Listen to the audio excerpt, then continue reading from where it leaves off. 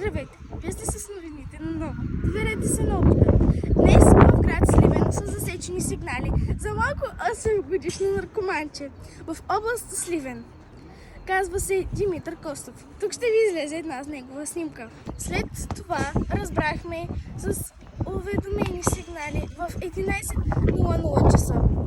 Са засечени сигнали за това 8-годишно наркоманче.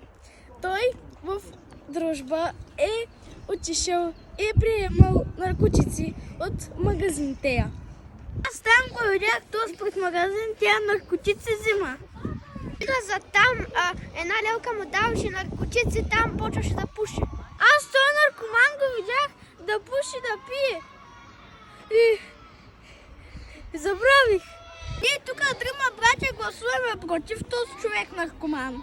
За повече информация, моля потърсете на narkoman.bg. Довиждане и лека вечер! Моля, ако го намерите, моля обадете се на номер 088 67 20 88 2.